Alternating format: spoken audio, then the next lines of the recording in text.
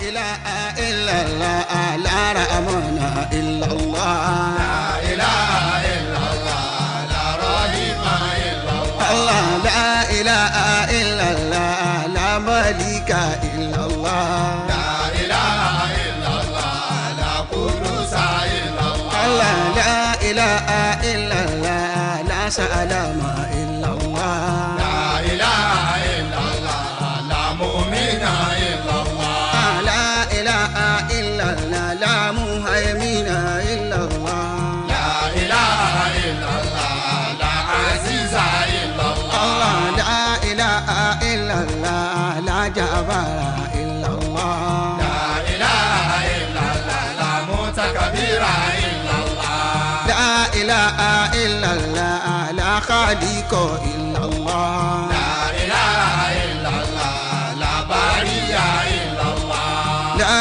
إله إلا الله لا مصور إلا الله لا إله إلا الله لا غفار إلا الله لا إله إلا الله لا قهار إلا الله لا إله إلا الله لا وهاب إلا الله لا إله إلا الله لا رزاق إلا الله لا إله إلا الله لا فتح إلا الله لا إله إلا الله لا عليم إلا الله لا إله إلا الله لا قبيض إلا الله لا إله إلا الله لا باسط إلا الله لا إله إلا الله لا قبيض إلا الله لا إله إلا الله لا رفيع إلا الله لا إله إلا الله لا معز إلا الله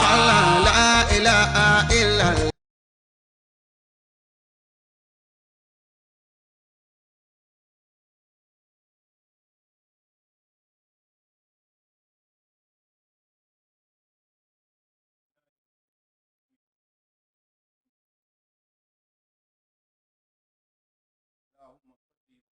وبارك وكرم على سيدنا محمد صلاة كاملة لا نهاية لا كما لا نهاية لكمالك وعدد كمالك اللهم آمين. أشهد أن لا إله إلا الله وحده لا شريك له وأشهد أن سيدنا وسندنا ومولانا محمد وعلى آله وصحبه وكل من سلك مسلكه إلى يوم الدين. adúpẹ́ fún Ọlọ́run ọba wọlá adúpẹ́ fún òun náà ni ọba tí ó fi nínú àánú ẹ̀ tó fi ṣẹ́kù wa kù di àkókò yìí aláfùmọ́tú wàdúfìnú ọ̀pọ̀ ló ti kú tílẹ̀ ti bò kí lè mi àtẹ̀yìn kí la ṣe fọ́lọ́run ọba Allah tọba náà fi ní ka ìmá bẹ níbẹ̀ tàláfíà ilé ìtọ́ba yìí ṣe fún wa òun náà la fi ń dúpẹ́ fún Ọlọ́run ìpè alhamdulillahi rabbil alamin Ọlọ́run abẹ́. alhamdulillahi rabbil alamin. ọba Allah abẹ́ tẹ́wọ́ gba ọpẹ́ wa ọpẹ́ tá a dú fún ẹ fi ṣe àdìpele fi ṣe àlékún orí fún wa má fi já wa ń tàn mọ́ níbi ìrètí orí tá ń béèrè látọ̀dọ̀ ọwọ́ Ọlọ́run ọba Allah abẹ́ ṣíjọ́ àánú ẹ̀ wá gbọ́rọ̀ wa sẹ́sọ̀ fún wa ibi tí Ramadan dé a tún ti mú the second stanza out of 3 àti bákan délẹ̀ lánàá àwọn ní nǹkan tá a fẹ́ sọ fún Ọlọ́run ju pé ká bẹ̀ lọ pé dákúnjẹ́ àbá àdélẹ̀ à ń bẹ̀ Olúwa dákúnjẹ́ àbá àdélẹ̀ à ń bẹ̀ Olúwa dákúnjẹ́ àbá àdélẹ̀ à ń bẹ̀ Olúwa Ramadan ṣojú ẹ̀mí àti dúpẹ́ Ramadan ṣojú ẹ̀mí la fi ń dúpẹ́ dákúnjẹ́ àbá àdélẹ̀ à ń bẹ̀ Olúwa. dákúnjẹ́ àbá àdélẹ̀ à ń bẹ̀ Olúwa dákúnjẹ́ àbá àdélẹ̀ à ń bẹ̀ Olúwa Ramadan ṣojú ẹ̀mí àti dúpẹ́ Ramadan ṣojú ẹ̀mí àti dúpẹ́ dákúnjẹ́ àbá àdélẹ̀ à ń bẹ̀ Olúwa.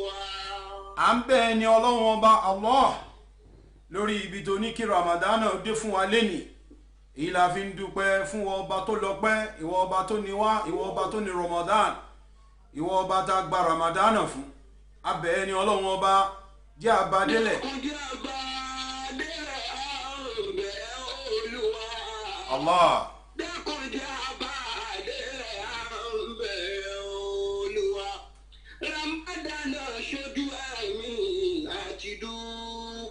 A dúpẹ́ fún ọ.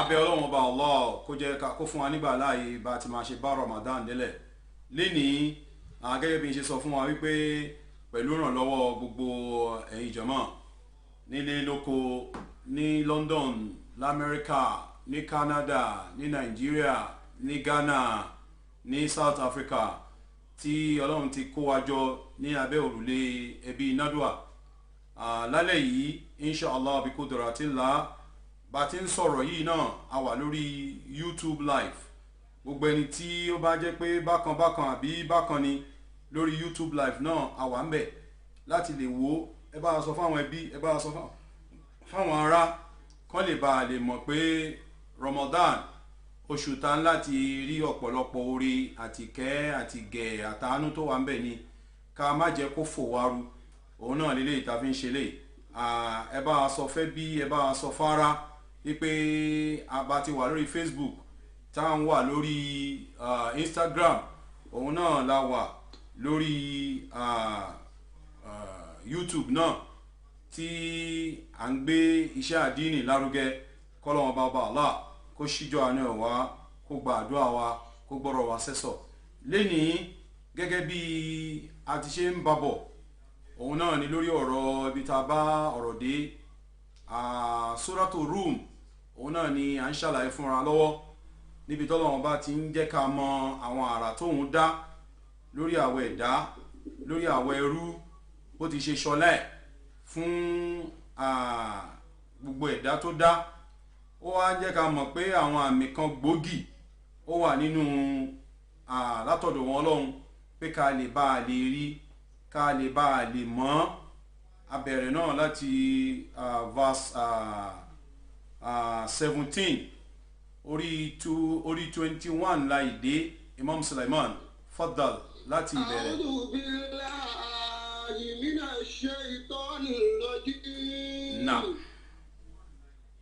Bismillahir rahmanir rahim. Fasubhanallahi hina tumsuna wa inna tusbihun. Fasubhanallahi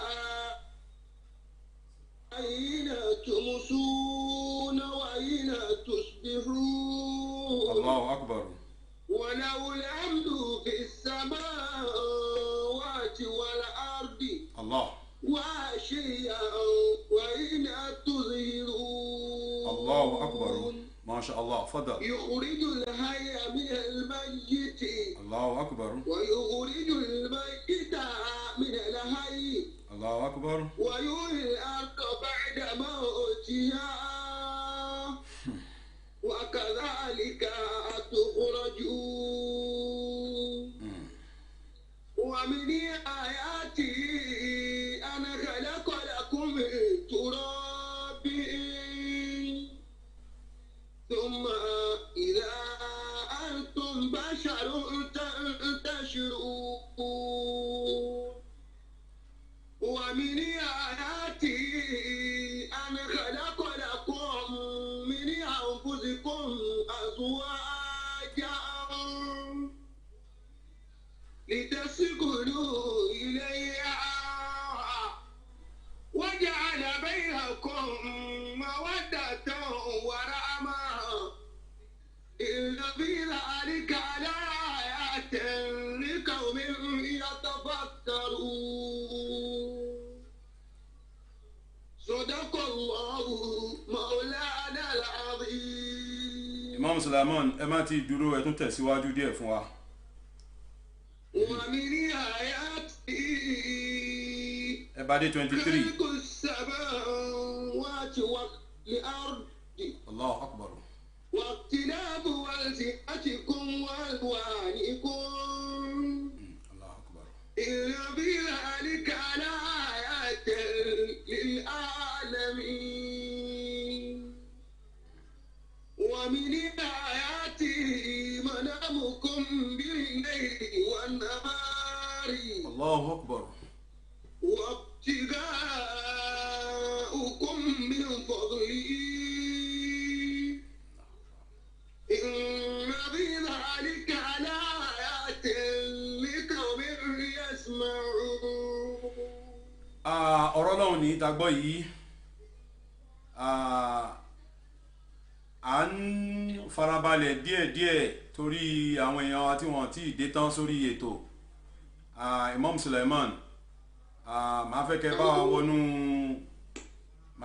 wa wọnú mọ́díù bó jẹ́ ohun mi ká lọ sínú búrúdà lálẹ́ yìí káwọn èèyàn lè mọ bánábì ti dùn tó tígbà láàyè bá wà ẹjá lọ sínú búrúdà ká mọ̀ bóyá kẹ́ mọ̀ ń bọ̀ bóyá kẹ́ máìmọ̀ àwọn ìta ti ṣe tẹ́lẹ̀ àbí báwo ẹ ká mọ̀ ń fẹ́ ká lọ kókún káwọn èèyàn wá lè tó máa fi di bí àbí 10:30 a lè wọnú ètò yẹn dáadáa ká tẹ̀ jẹ́ káwọn èèyàn mọ̀ pé ètò nìyí tọ́rọ̀pọ̀lọpọ̀ àwọn tí wọ́n béèrè ìbéèrè lánàá lórí ọ̀rọ̀ ṣé al-qulub láàrin ọkùnrin látọ̀dọ̀ obìnrin sọ́kùnrin ń fẹ́ ká ṣe yẹn òun ni mo fi sọ bẹ́ẹ̀ fọ́dọ̀ bismillah.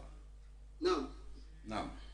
مولاي صل وسلم دائما ابدا على حبيبك خير الخلق كلهم امن تذاكره راني بسي سلامي مساجد دمع جرى من مكيلة بدمي مولاي صل وسلم دائما ابدا على حبيبك خير الخلق كلهم أبتلي بتلقاء كاسمة وعمد البرق في لبان بنظام مولاي صل وسلم دائما ابدا على حبيبك خير الخلق كلهم فما لعينك إن قلت كف بابتا وما لقلبك إن قلت تكتب يمين مولاي صل وسلم دائما ابدا على حبيبك خير الخلق كلهم أيحسب الصف أن الحب منكتم ما بين منسجم ومضطرم مولاي صل وسلم دائما ابدا على حبيبك خير الخلق كلهم لولا الأول مترك دمواني على طلل ولا ركت لذيبان ولا لم مولاي صل وسلم دائما ابدا على حبيبك خير الخلق كلهم فكيف تنكر حبا بعدما شهدا به عليك حدود الدم والسقم مولاي صل وسلم دائما ابدا على حبيبك خير الخلق كلهم وأثبت الوجد خطي غير التي ودنا مثل البحر على فرديك والأنم مولاي صل وسلم دائما ابدا على حبيبك خير الخلق كلهم وأثبت الوجد ودنا من البيار على خديك والأنم نعم سر الطيف من أهوى صلى الله عليه وسلم ويعترض اللذات باليلم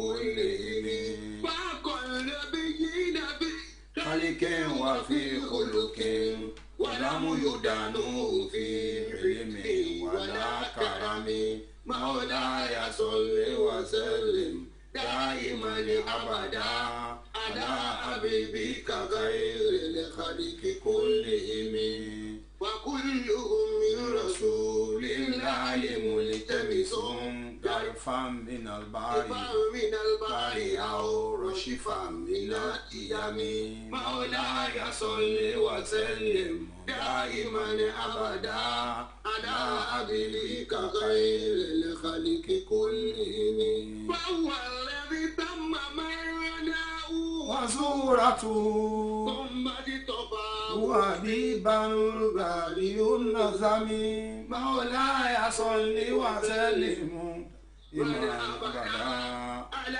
حبيبك غير أعيان ورفعهما ناو فليس يرى في القرب والبعد به غير منفهم مولاي صل وسلم دائما أبدا على حبيبك خير الخلق كلهم فمبلغ العلم العلم في أنه بشر وأنه خير خلق الله كلهم مولاي صل وسلم وسلم دائما أبدا على حبيبك خير الخلق كلهم فإنه شمس فضل هم كواكبها يظهرن أنوارها عن الناس بالظلم مولاي صل وسلم دائما أبدا على حبيبك خير الخلق كلهم أكرم بذلك نبي زانه خلق بالأسر مستعمل بالبشر متسم مولاي صل وسلم دائما أبدا على حبيبك خير الخلق كلهم كالزهر في شرف والبدر في شرف والبحر في كرم والدار في همم مولاي صل وسلم دائما أبدا على حبيبك خير الخلق كلهم أبان مولده أنت بأنصره يطيب مبتدأ منه ومختتم مولاي صل وسلم صلى الله تعالى عليه وسلم. شكرا شكرا. alhamdulillah asalatu ni mo fẹ́ láàrin ìṣẹ́jú mẹ́jọ mo fẹ́ kó ní kálukú ẹ̀ka pè wọlé káwa náà báwo la ṣe ń yòǹbó ànábì lọ́dọ̀ wa ẹ jẹ́ ká pè wọlé. Let's have our own view about the version of eulogy of our beloved the Prophet Muhammad sallallahu ta'ala alayhi wa sallam. At least like about 3 or 4 callers to give us the idea or what is their experience like listening to eulogy of the Prophet Muhammad sallallahu ta'ala alayhi wa sallam.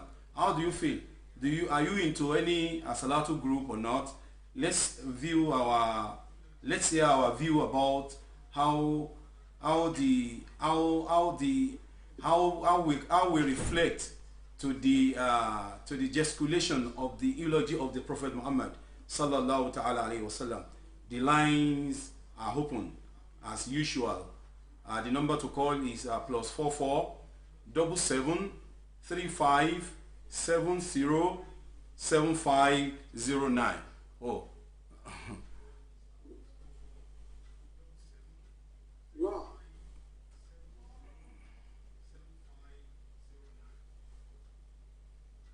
مولاي صل وسلم دائما أبدا على حبيبك خير الخلق كلهم. ẹ má bínú mo ti ṣe mistake pẹ̀lú nọ́mbà tí mo ní káwọn èèyàn pè so ká má lọ máa pe nọ́mbà mi bí Ramadan ti rí ni ẹ má bínú o. Ìjọba mọ́ni dé wálé. Kàkà kó rẹ̀ wàrà náà ń dá. Dára ó rẹ̀ mí o. Kàkà kó rẹ̀ wàrà náà ń dá. Alájàlá kò ní rẹ̀ yín o. Alájàlá jẹjẹ. Ọlọ́run níjọ́ rẹ̀ wá kò jọ ní rẹ̀ wá náà ni torí Ramadan ó kún fún ọ̀pọ̀lọpọ̀ ọṣẹ́. Now, yeah, let's hear our own view of the how do we supplicate to Allah to bless Muhammad. Ànábì ní ẹ pé Ọlọ́run ní inna Allaha wa malaikatahu yusalluna ala nabiyyi ya ayyuhal ladhina amanu sallu alayhi wa sallimu taslima. Ọlọ́run ní wọn àtàwọn bá fi hun.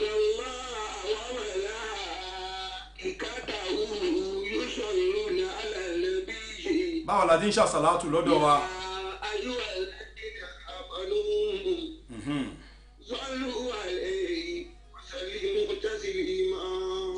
Ẹnìkan ti pè ó fẹ́ wá rí ẹ tún pè wá padà. We are here for the purpose of our deen and Islam. Ẹ jẹ́ káwọn èèyàn mọ̀ pé bí Islam ti dùn nìyí kọ́lọ́run bá jọ ṣíjú àná wa kó dúró tì wá kó gbàdúrà wa. Ẹ jẹ́ ká wò báwo ni Islam ti rí lọ́dọ̀ wa, báwo ni a ṣe máa ń ṣàṣàlátù, ìjọ wo la wà, báwo la ti ń ṣàṣàlátù ti wá ń bẹ̀ káwa náà ti ẹ̀yùn bá ànábì fún wa kí gbogbo èèyàn gbọ́ sallallahu alayhi wa sallam. Naam, à ń retí wa à ń fi léyìí ṣe ìgbàláyè àti ìsinmi fún àwọn tí wọ́n béèrè ọ̀rọ̀ lánàá torí ọ̀rọ̀ tí wọ́n béèrè ọ̀rọ̀ ńlá ni ká tó wọnú ẹ̀ tán òun la ṣe ní kí a tó ṣẹ̀dé wọ́n òun la fi wá fi àsàlátù ànábì wa Muhammad wọlé.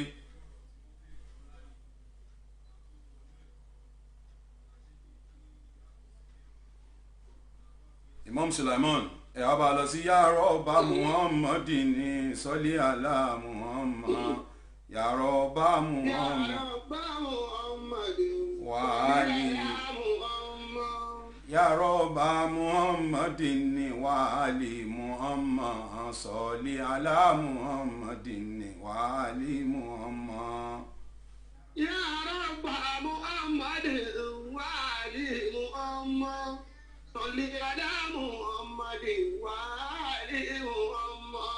Ya Rabba Muhammadin wa ali Muhammad salli ala Muhammadin wa ali Muhammad. Ya Rabba Muhammadin salli ala Muhammad. Ya Rabba Muhammadin wa ali Muhammad salli ala Muhammadin wa ali Muhammad. Ọlọ́run máṣe àbá kí ànábì wa Muhammad nígbà tí a rí àwọn èèyàn kí wọ́n pè wọlé àádáǹgbà náà pé kí a máa bá ètò wa bọ̀.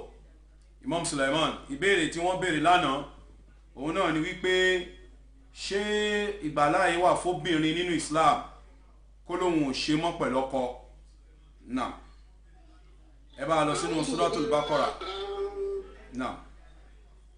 من الشيطان الرجيم ما شاء الله. بسم الله الرحمن الرحيم. نعم. والمطلقات يتربصن بأنفسهن ثلاثة قروء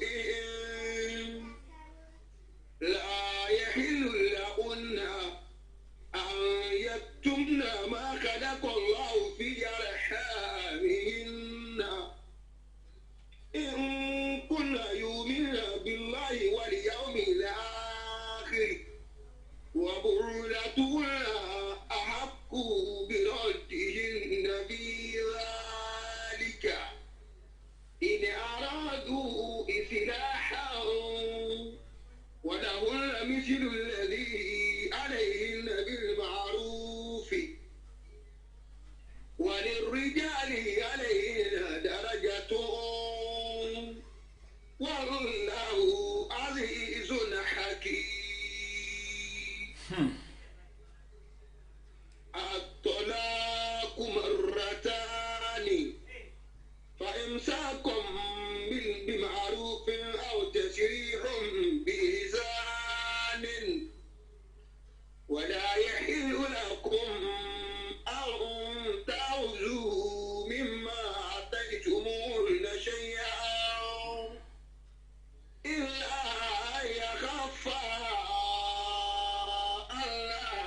يقيم حدود الله فإن خفتم ولا يقيم حدود الله فلا جناح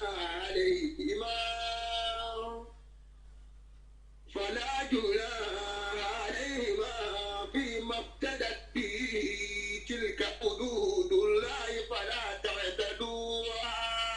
الله أكبر. ومن يتعد حدود الله فأولئك هم الظالمون.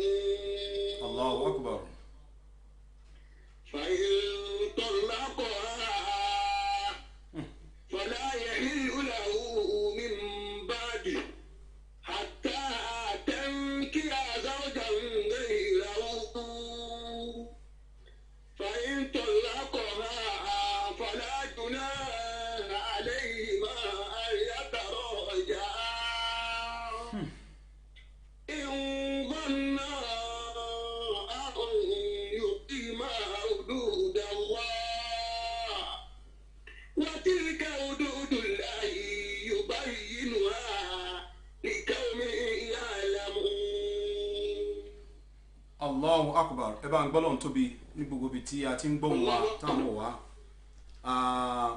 Mo ń fi àsìkò yìí mo fi ń kí wa káàbọ̀ sí orí gbàgede Nadwat Ramadan Tafsir ẹlẹ́kọ̀kànlá ọjọ́ kọkànlá nínú Ramadan. Gbogbo àwọn táwa lórí Zoom mo kí wa púpọ̀. Àyè ò ní gbà láti máa mention orúkọ ìyá àdínì wa mọ́gàjí àdínì àwọn míì náà tó wà ń bẹ̀ because tábà ní ká dárúkọ ká má dárúkọ àwọn kan máa feel offended pé bẹ́ẹ̀ àbáwọn kan ni wọ́n rí àbáwọn kan ni wọ́n rí so mi ò ní lè máa dárúkọ púpọ̀ bẹ́ẹ̀ náà ni mo kí gbogbo àwọn èèyàn wa náà lórí Instagram púpọ̀ ọlọ́run bá ń kí yín a bá dúpẹ́ fún yín kò tiẹ̀ jẹ́ kà lórí Facebook tiẹ̀ a kí gbogbo ìkẹ́ ọlọ́run àtọ́lá ọlọ́run kó máa bá ẹnìkankan wa gbé látàlẹ́ yìí náà a ti ń stream live lórí Nadwat TV gẹ́gẹ́ bí yẹn ti ṣe wà tipẹ́tipẹ́ lórí YouTube a lè máa wo lórí YouTube even gan àwọn àtàwà lórí Zoom náà a lè lọ sórí YouTube náà ká lọ search fún Nadwat TV gbogbo tá à ń ṣe náà la máa rí mbẹ̀ a lè sọ fáwọn èèyàn wọ́n á lè rí kò ní jẹ́ pàwà nìkan tá à ń rí látòrí fóònù wa so a jẹ́ kó wà more broader and more clearer fún ọ̀pọ̀lọpọ̀ wa láti lè gbọ́ a dẹ̀ máa gbọ́ ohun tá à ń sọ kétékété kọ́lọ́run bá jọ̀ọ́ kí ó gba gbogbo gbìyànjú yìí fún wa ní ìbádà kó sì má dùn wá ńlá dẹ̀ kó ṣàánú wa pẹ̀lú ẹ̀ láyé kárèrè níjọ́ gbìdà kíámọ̀ bí a ti ṣe ń gbìyànjú pé káwọn èèyàn lè bá lè lágbọ́yé ẹ̀sìn wala la hawla wala quwwata illa billahil aliyyil azim. Náà ọ̀rọ̀ alẹ́ yìí gẹ́gẹ́ bí ìbéèrè tí wọ́n béèrè láti Canada lánàá wípé ǹjẹ́ obìnrin lẹ́tọ̀ọ́ àti lè béèrè fún divorce. Ọ̀rọ̀ divorce ọ̀rọ̀ tó banújẹ́ láti máa sọ pé a fẹ́ sọ ni tó rọ̀rọ̀ ńlá ni kọ́lọ́run ṣàánú wa ọba tó ní wá ọba Allah ọba àlékè ọlá ọba náà sọ fún wa ó ní gẹ́gẹ́ bí ọ̀rọ̀ ànábì wa Muhammad ànábì ń sọ̀rọ̀ láti ibi àdìsí kùdùsí àwọn àdìsí kan wà ànábì nìkan ló sọ fún rẹ̀ nínú òye tọ́lọ́run bá fún ànábì wa Muhammad ṣùgbọ́n gbà míì kò ní sí medium láàrin ọlọ́run àtànábì eléyìí là ń pè ní àdìsí kùdùsí the sacred hadith without the barrier of the archangel Gabriel alayhi salam. Ànábì wa sọ fún wa pé abogado li alali inda Allahi at-talaq. Nínú àwọn ẹ̀tọ́ kan tó ṣe pé ẹ̀tọ́ ni ká ṣe ẹ̀tọ́ ni fún wa kì í ṣẹ̀ṣẹ̀ òun náà ni kí ni at-talaq bó ti wá jẹ́ ẹ̀tọ́ yìí abogado inda Allah ó fi ń jẹ́ ntọ́lọ́wọ́n ọba ò fẹ́ rárá ẹ gbọ́ ó ń jẹ́ ntọ́lọ́wọ́n ọba lòdì sí ọlọ́wọ́n ọba kọ̀ ọlọ́wọ́n ọba bínú sí ó jẹ́ nǹkan kan superlative adjective lọ́lọ́run lò fún abogado li alali inda Allah at-talaq the most deplesurable act in the sight of Allah is divorce. Ntana bi sọ fún wa.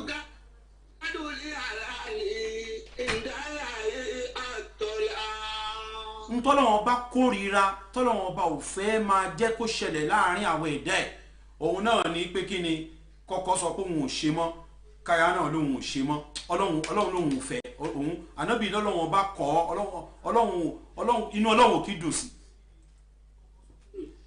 ẹ jẹ́ ká wá wò ó kí ni condition tó fẹ́ jẹ́ àwọn ọmọ tí bàbá àtìyá láwọn ò jọ ṣe papọ̀ mọ́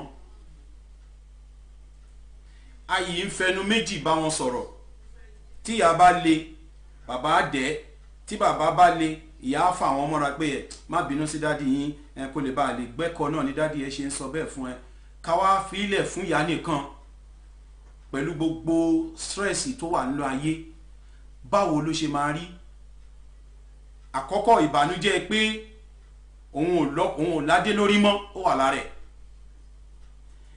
wàhálà báwo ni òun ṣe máa ṣe láti lè rí àwọn ọmọ náà tọ́jú ó wà lára ẹ̀ tiẹ̀ náà fún rẹ̀ gẹ́gẹ́ bí ẹ̀dá ó wà lára ẹ̀ báwo lòun nìkan ṣe fẹ́ dojúkọ eléyìí ni aláti wò àwọn ní olórin ní ìlú Ìlọrin àwọn tó máa ń fẹnu dáwà oníwákà ni wọ́n kàn máa ń lu àwọn kankan sí ni wọ́n ní ìyá náà máa ṣe kọ́kọ́ wògbà tí ẹ ti ń bá bọ̀ wá bọ́n bá kọ́ ẹ máa ṣe gbẹ̀kọ́ fìdí mọ́lẹ̀ kó jẹun ọmọ fìdí kálẹ̀ kó jẹun ọmọ. Kàbíràtù máa ṣe kọ́kọ́. ó ṣe nínàná má lo orúkọ Imam Sulaiman má lo orúkọ.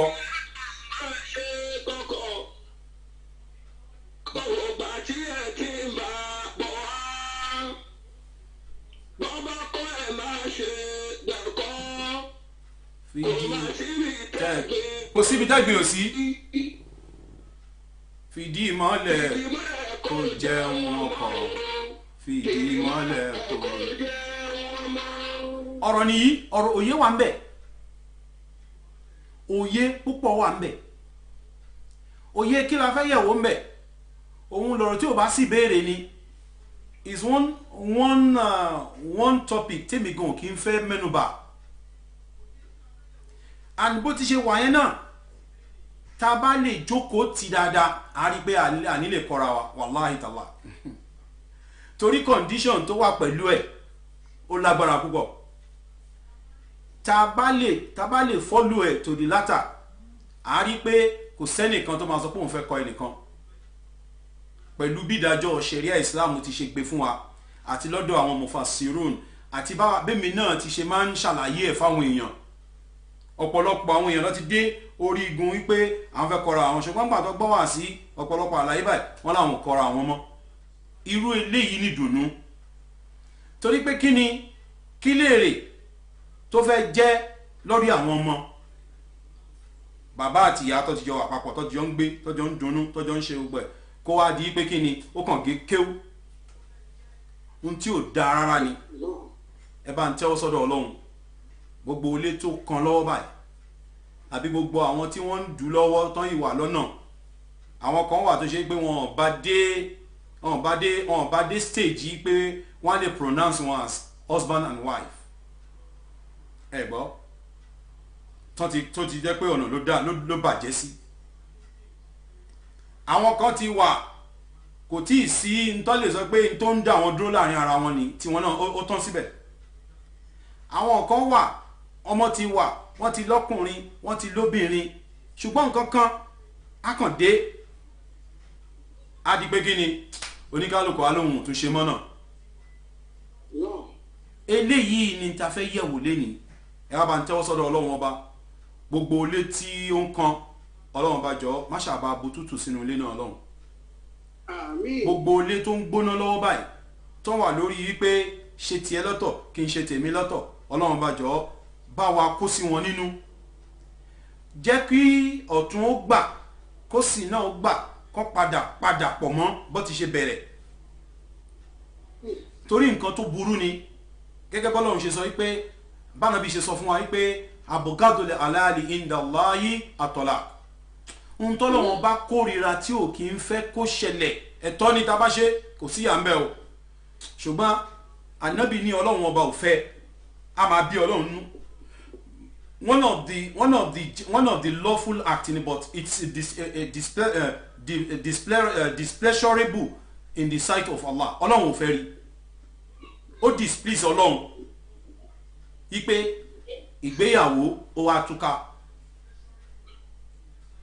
nǹkan burúkú ni a máa kó ìdààmú bẹ́lòmíì tí ò ní jẹ́ kó mọ̀ pé kí ni tóun fẹ́ ṣe láyé a máa fún ẹlòmíì ní rẹ̀wẹ̀sì ọkàn wípé òun ò tiẹ̀ lérò pé òun tiẹ̀ fẹ́ go into marriage kóun kú dúró lórí ọwọ́ òun báyìí òun ò fẹ́ kẹ́nìkan wá kó ìdààmú bá ẹ̀mí òun àwa bẹ̀ ọlọ́run ọba tí ò sírò ẹ̀ ọba àfẹ́ òun náà ni ọba anọ́nù alimọ̀nánù aliwadudu ọlọ́run abẹ́ gbogbo ilé tó ń kan wo orúkọ ẹ̀ yìí òun náà ni anan òun náà ni tenderness alimonan òun náà ni bestower òun náà ni aliwadud the loving abẹ́ ọlọ́run ọba jọ bá wa kó wọn papọ̀ bá wa fi ṣe wọn padà bá wa bu tútù sí ẹ̀mí ọ̀tún àtòsì bá wa jẹ́ wọn padà kí wọ́n lè máa bẹ níbẹ̀ pé kí ni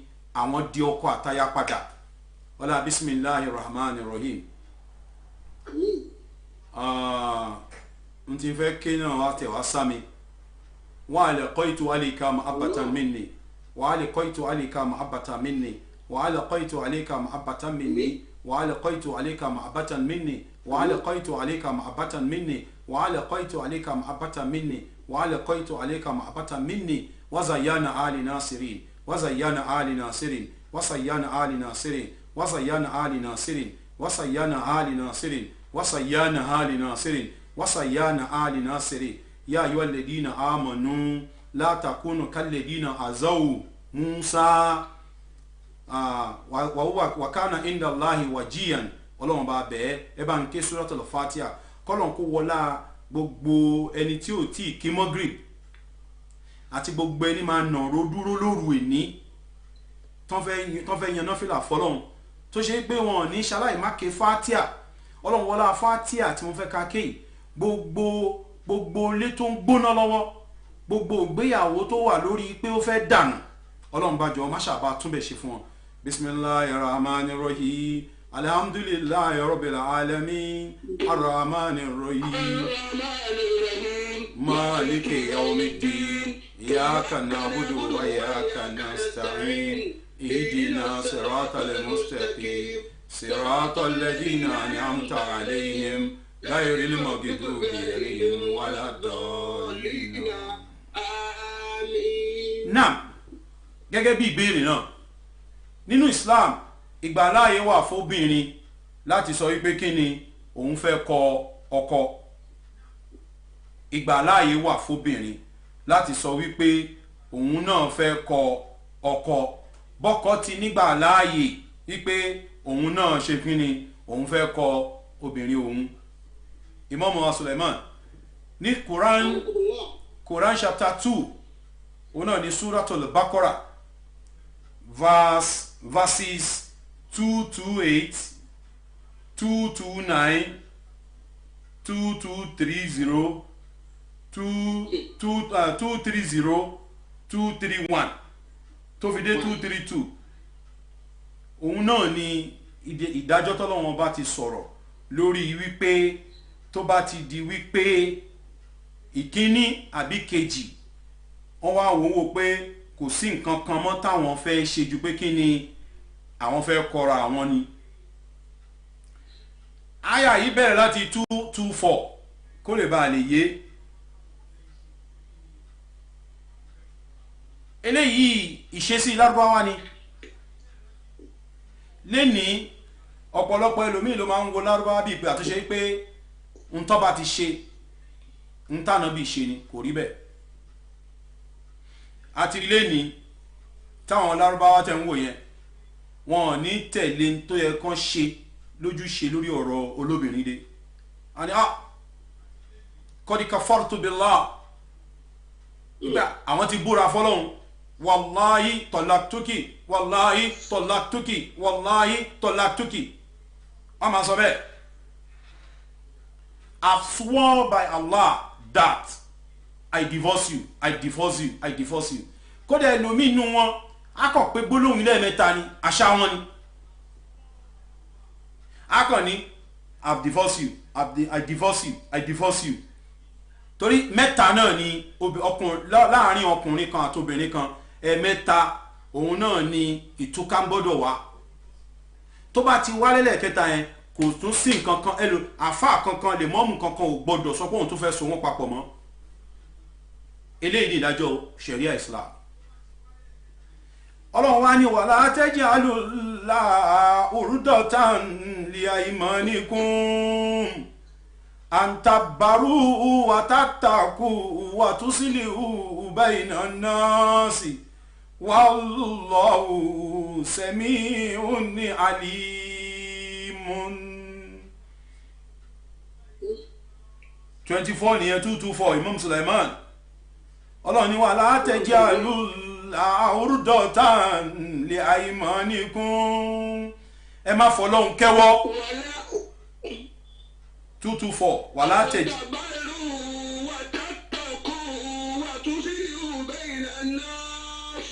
Eléyìí náà ìdájọ́ yìí wà fẹ́lẹ̀ mi.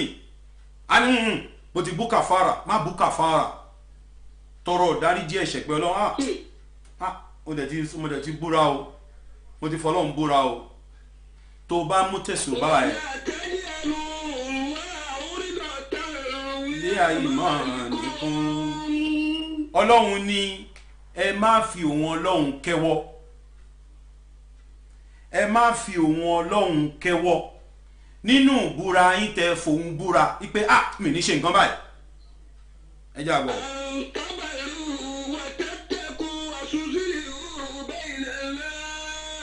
Lórí ipa afẹ́ tún ẹbí ṣe ni, lórí ipa afẹ́ tún lé ṣe ni, gbogbo àwọn táwọn wò mí lénìí mo ń fi Ramadan ta wà ń bẹ̀ mo fi ń bẹ̀ wá ẹ jọ̀ọ́ torí tọlọ́run àtànábì òṣùbà mi nìyí, ẹ jọ̀ọ́ òṣùbà mi nìyí, mo bẹ̀ yín. Gbogbo ẹni bá ní kinní kan àbí nǹkan kan yálà pẹ̀lú ọmọ ìyá ni àbí pẹ̀lú ọmọ ọbàkan ni àbí pẹ̀lú ìyàwó ni àbí pẹ̀lú ẹ̀gbọ́n ni àbí pẹ̀lú àbúrò ni àbí pẹ̀lú ẹnìkan ni a ní mo ti Ọlọ́run mi ní kò sí nǹkan tó máa pa wá pọ̀ mọ́ láyé dọ́fidọ́rùn má ṣe bẹ́ẹ̀. Mo bẹ̀ wá torí tọlọ́run.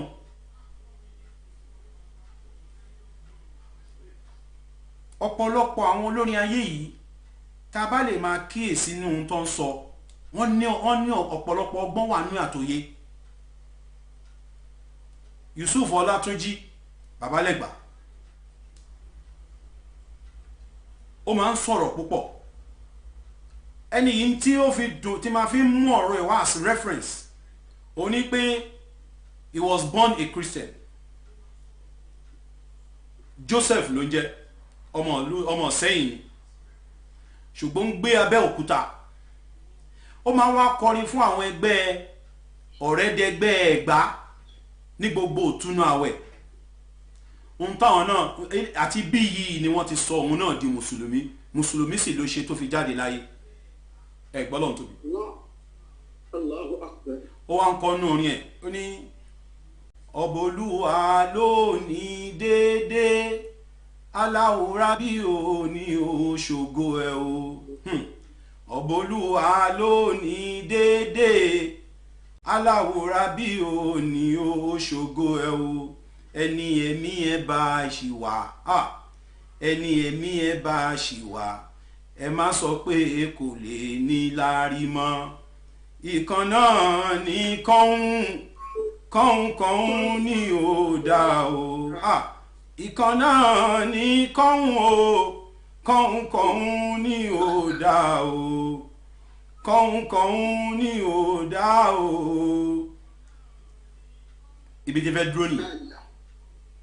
Jọmọ́ ẹ má jẹ́ káwọn wò pé èmi àti lágbájá àlejò ṣe mọ́. Kò sí ohun tó léwu kó dé. Ẹ jẹ́ á wo báwo la ti ṣe lè tún ṣe. Èṣù lè kó sáàrin èèyàn, ìdààmú lè dé sáàrin àwọn èèyàn, àwọn èèyàn lè wọnú sínú ọ̀rọ̀ àwọn èèyàn. gbogbo ọ̀nà tá a bá lè gbà láti fi lè ṣe amendment òun ni ká ṣe ṣùgbọ́n ká wá sọ pé mo ti fọlọ́run búra kò sí nǹkan kan mi ò padà báyìí ní ṣe máa ṣe nǹkan mi ẹ má jà ṣe bẹ́ẹ̀ ẹ má jà ṣe bẹ́ẹ̀ ẹ má jà ṣe bẹ́ẹ̀ òun lọ́lọ́run sọ ń bẹ̀ pé tọ́rọ̀ bá délẹ̀ láàrin ọkọ àtaya wala taj'alullaha urdatan li aymanikum an tabarru wa tattaqu wa tuslihu bayna an-nas lórí pé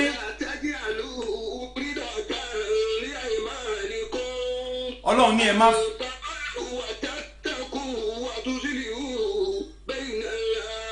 ọlọ́run ní ẹ má fi òun ọlọ́run kẹ́wọ́ lórí nǹkan tẹ́ bá fẹ́ ṣe pé I've made a covenant. I've swore by Allah. I've swore by the Quran. Kì í ṣe bọ́. A lè yanjú ẹ̀ láàrin ara wa. A lè yanjú ẹ̀ láàrin àwa tọ́lọ́run gbá ọlọ́run ní tí mo dẹ̀ sọ pé mi ní ṣe yìí àforíjì mi ọlọ́run. Ìdí nìyí tánàbí fi sọ fún wa pé àwálù jununun àwálù gádọ̀ jununun. Ẹ̀rí àkọ́kọ́ bínú wèrè ló máa ń sọ̀rọ̀ dá o.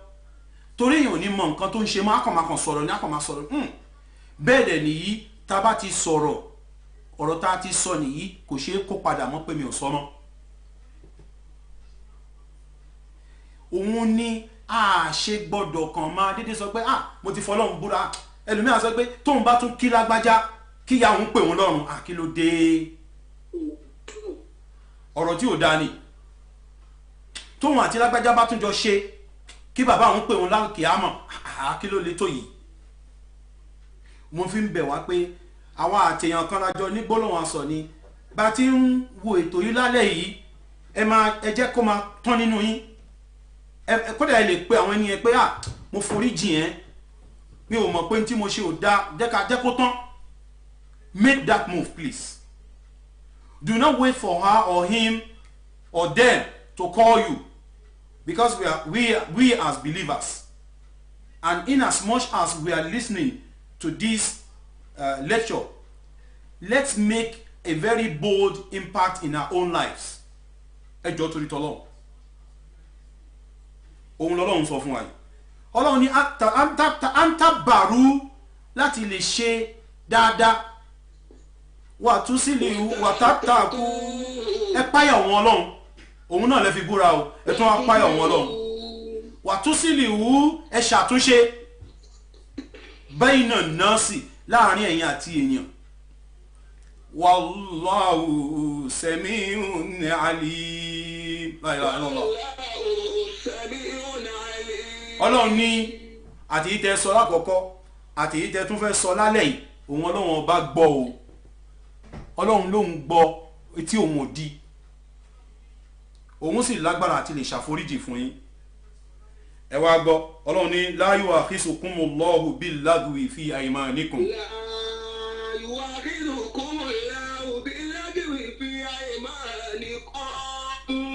rọ́lọ́run ẹ̀rí bọ́ba yìí ti ṣàánú wa Ọlọ́run ní la yu'akhisukumullahu bil-lagwi fi aymanikum Ọlọ́run ní you shall not be taken into account of your utterances unintentional. Ẹ bá ń gbọ́ lọ́hùn tó bí ibi tẹ́ bá wà. Allahu akbar. Allahu akbar. Allahu akbar.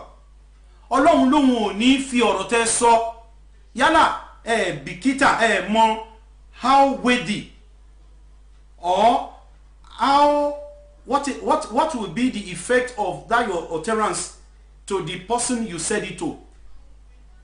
Tẹ́ wá fọlọ́run sáà yẹn Ọlọ́run lóhun ò ní bí yín pa ẹ̀yọ̀ wọn Ọlọ́run kò ń bẹ̀.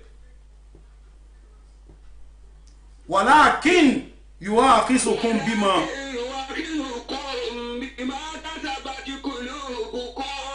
ntẹ fẹ̀mí yín ṣe ntẹ sọ́ngbà mi èèyàn máa sọ̀rọ̀ orí ahọ́n lásán ọ̀rọ̀ tí ò dénú ṣàmọ̀gbẹ́nsìn ẹni tọ́kọ àtìyàwó jọ ń jà ń sìn ọkọ àtìyàwó jọ ń jà kíyàwó wa sọ pé mi tí bá tún tèmi àti ẹ bá jọ lájọṣe kíkiní kan ṣe òun ó kàn sọ lẹ́nu lásán ni irọ́ ló ń pa bẹ́ẹ̀ náà lọ láyà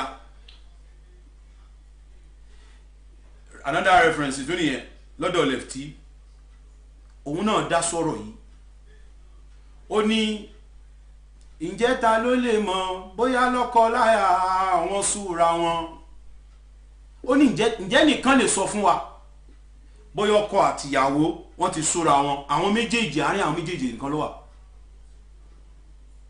kò sẹ́nìkan tó lè sọ ǹjẹ́ ta ló lè mọ̀ bóyá ọkọ láya wọn súra wọn ó ní ẹnìkan ò mọ̀ kò sẹ́nìkan tó lè sọ torí ọkọ mọrú tó pàyàwó òun ó mọrú ikú tó pa bẹ́ẹ̀ náà nìyàwó náà mọ irú ikú tó pọkọ tán bá wá pè wọ́n tán ń sọ̀rọ̀ wò mí ìdẹ́ ẹ má sọ̀rọ̀ láyéláyé kíní gangan ìyàwó kan máa báyìí pé okú tiẹ̀ ó mọrú ọbẹ̀ tó máa ṣe fún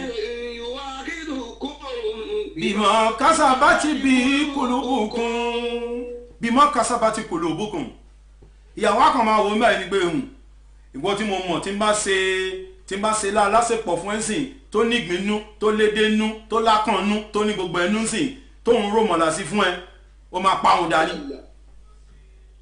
kò sẹ́ni tó lè sọ ìyẹn ló ṣe jẹ́ wípé ìdásí láàrin lọ́kọ-láya àfi kí ìrànlá dúró lórí fẹ́ǹsì torí pé kí ni Yorùbá máa ń pòwe kan Yorùbá ní gbogbo abiyamọ ẹ ṣọ́ra o ẹ ṣọ́ra ẹ má ju ọmọ yín sínú èrùn kí ni èrùn òun làwọn tambolo àwọn tambolo tó dàbí bítù àwọn tambolo lásán tí òun ṣe ordinary tambolo tó tún ní nǹkan kan lẹ́yìn bíi bítù ni wọ́n ṣùgbọ́n tambolo mi mórúkọ tí n bá pè wọ́n òun ló ń jẹ́ ẹ̀rùn Yorùbá ní bí abiyamọ bá ju ọmọ ẹ̀ sínú ẹ̀rùn tí ẹ̀rùn bá bo ọmọ náà tó bá so mọ́ ants àwọn Trojan ants tó bá so mọ́ ọmọ náà jìnwìn ni tínú ìyá bá rọ̀ pé ọmọ mi jẹ́ kí n lọ gbé kó ń bẹ̀ inú àwọn èrùn yẹn ò ní rọ̀ kó ń bẹ̀ o. Al-Qur'an ní wallahu gafurun halimun gbogbo tó bá wùn kẹ́ ṣe láàrin ara yín Ọlọ́run ní gbogbo tó bá wùn yín kẹ́ ṣe láàrin ara yín aláforíjì alágbàmọ́ òun lòun Ọlọ́run ọba Ọlọ́run wá ní lílẹ̀ dínà yùlúnà mí nìsá yìí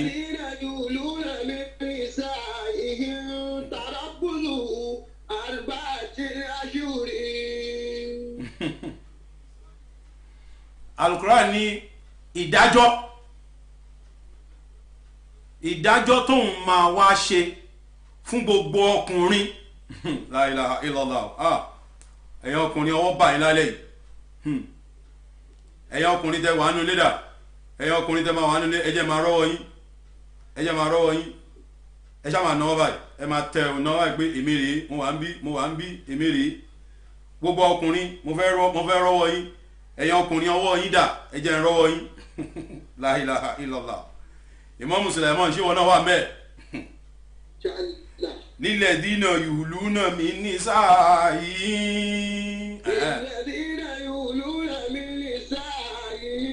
ok.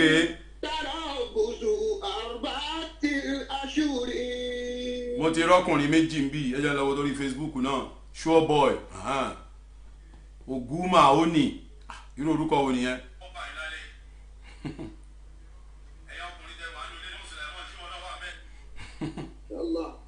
gbogbo ẹ̀yàn ọkùnrin dà àríkéwúyọ Kamal gbogbo ẹ̀yàn ọkùnrin mò ń pè sí yín o ẹ̀yin obìnrin ẹ wà lórí fẹ́ǹsì lẹ́nìí ọwọ́ bà wọ́n lẹ́nìí.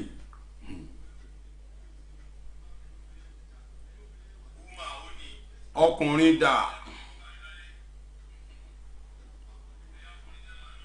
ọkùnrin là ń sọ wa níkẹyìn obìnrin náwó o. Adékúnlé Jàbáàrù ìdá Imam Sulaiman náà náwó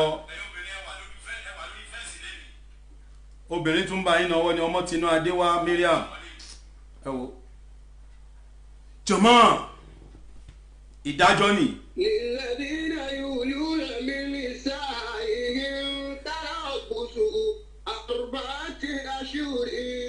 Ọlọ́run ní gbogbo ọkùnrin tó búra ọkùnrin tó ti búra wípé ìyàwó mi kìnnì kan ọ̀rọ̀ ló dé èmi àti ẹ àlejò alájọṣepọ̀ mọ́ ọ̀rọ̀ ti kìnnì kan ti gbẹgbẹgbẹ. Al-Qur'an ní farabalẹ̀ farabalẹ̀ farabalẹ̀. Gbogbo ọkùnrin tó bá ti lérí wípé òun ò ní súnmọ́ ìyàwó òun mọ́ kó tó lè fọwọ́ kàn la ilaha illallah oṣù mélòó lọ́lọ́run ló máa dúró. Ọlọ́run ní ẹ máa dúró 4 months oṣù mẹ́rin tẹ́ ẹ gbọ́dọ̀ fọwọ́ kàn wọ́n. ẹ̀yin ọkùnrin iṣẹ́ gbọ́ o ìyẹn òun ní ẹ fi gbọ́dọ̀ máa sọ wípé kìnnì kan ni kìnnì kan kò sí nǹkan kan mọ́ àfi kẹ́ ṣe sùúrù. àwọn kan I've read a book about some psychologists and obìnrin ni ó ní there is no respect in love. gbogbo ọkùnrin tó bá ti sọ pé òun fẹ́ fẹ́ obìnrin kò bá àjọrẹ̀ àbúrò ẹ̀ ló fẹ́ fẹ́ ó ti dẹgbẹ́ wọ́n ti jọ dẹgbẹ́ ara wọn. So there is little of expectation látọ̀dọ̀ ẹ̀ sọ́dẹ̀ àkọ́kọ́ náà ó kéré sí lọ́jọ́ orí. ẹ̀kejì obìnrin kò ní ṣaláì má ṣiṣẹ́ obìnrin kò sí bẹ́ẹ̀ ti ṣe lè ṣe obìnrin o kò sí bóbìnrin ò ṣe ní ṣe obìnrin. So in that view she posited that there is no respect in love bóun ṣe sọ tiẹ̀ ní ṣùgbọ́n ní Islam Al-Quran fẹ́ ká respect ara wa ká lè bá maintain a serenity in our home. So ìdájọ́ àkọ́kọ́ fẹ́yìn ọkùnrin ni wípé ọkùnrin tó ti lérí pé wàláì èmi àti ẹ̀ àjọṣe mọ́ nígbà tán wá bẹ́ẹ̀ sọ àbí táwọn ọmọ tó wá ń wo tàwọn ọmọ àbí tó ń wo pé ẹni tí mo ní ìfẹ́ fẹ́ mọ́ yìí báwo ni ṣe máa ta ló fẹ́ ṣe ń jẹ tó dàbí tiẹ̀. gbogbo ọkùnrin ó ń láti ní special delicacy látọ̀dọ̀ ìyàwó ẹ̀ tó mọ̀ pé kódà bí ìyá tó bí lọ́mọ bá ṣe a máa wọ́n mẹ́rin gbá mọ́mí ọwọ́ yóò dùn tó ti ìyàwó mi kò kàn nílé sọ́ọ̀ta ni o. bó jẹ́ yín ló mọ̀ dín ni ẹlòmíràn sọ pé tíyàwó mi bá dín ẹyin fún ẹ ò ní jẹ yín bò mí mọ́. bó jẹ́ dòdò ló mọ̀ dín ni bó jẹ́ àsáró ló mọ̀ ṣe ni bó jẹ́ ẹja tútù ni bó jẹ́ ẹran ni bó jẹ́ ká dàpọ̀ kódà ó lè jẹ́ concussion rice láìláìlọ́lá bí wọ́n bá fẹ́ àwọn ọmọ lásù mọ concussion rice ṣíṣe àwọn náà ló sọ èmi ò lọ́lásù unilag lèmi lọ wọ́n láwọn ọmọ lásù wọ́n mọ concussion ṣe ẹ̀fọ́ríjì náà ọmọ lásù láìláìlọ́lá. ọkùnrin kan á ní nǹkan kan tẹ́gbẹ́ kí ni tíyàwó ẹ̀ fi máa ń dá lọ́rùn jọmọ́ àwa tó bá rò lọ pé tóun bá má kọjálẹ̀ pé òun ò máa fẹ́ ọmọbìnrin yìí mọ́ tó bá wá tún rò pé òun fẹ́ fẹ́ Al-Qur'an ní kẹ́ tó fọwọ́ kàn wọ́n kẹ́ tó ṣí wọn láṣọ.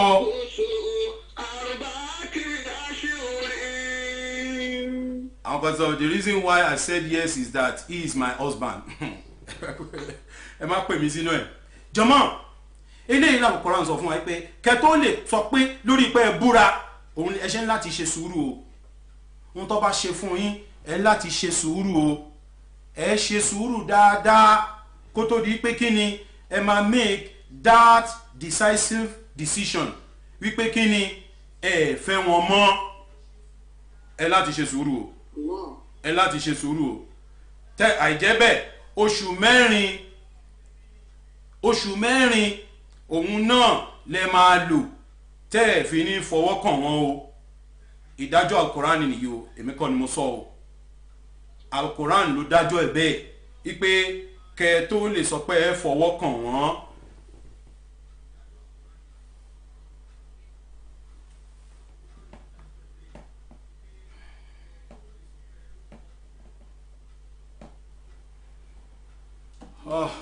ẹ má bínú.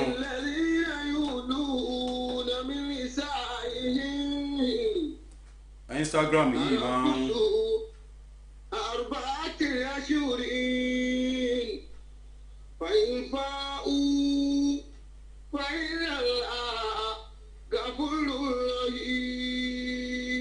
náà ọlọ́run wá ní ìdájọ́ nìyí tẹ́ bá wá sọ wípé ẹ ṣe bẹ́ẹ̀ ẹ tún padà sórí ọwọ́ yín ọlọ́run lè foríjì yín ẹ̀rọ lọ́hùn náà ṣùgbọ́n kí ni wàyí ní asọ̀mú tọ̀láàpọ̀ la ilaha illallah ọlọ́run má jà rírọ̀ ẹ̀ Imam Sulaiman. Al-Qur'an wa ní Al-Qur'an wa ní tẹ́ bá wá rò lọ títí tó yẹ pé lórí pé ẹ fẹ́ kọra yín lẹ̀ náà lẹ wá dúró lé lórí kí lọ́lọ́run bá wa sọ pé yóò ṣẹlẹ̀ o wal-mutallaqati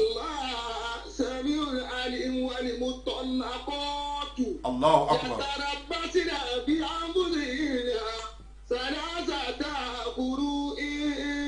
Allahu akbar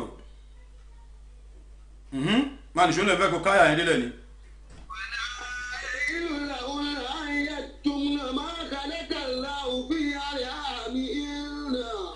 Allahu akbar. إن كن يؤمن بالله واليوم الآخر وبعولتهن أحق بردهن في ذلك Allah. إن أرادوا إصلاحا Allahu akbar. ولهن مثل الذي علينا بالمعروف وللرجال عليهن درجة والله عزيز حكيم.